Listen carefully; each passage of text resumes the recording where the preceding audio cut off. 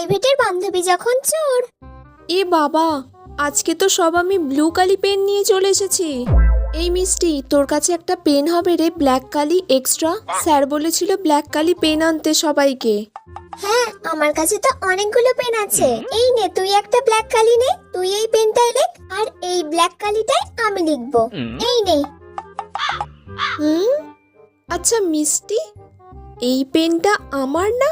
তুই সেদিন চেয়েছিলিস এই পেনটাই লিখবি বলে।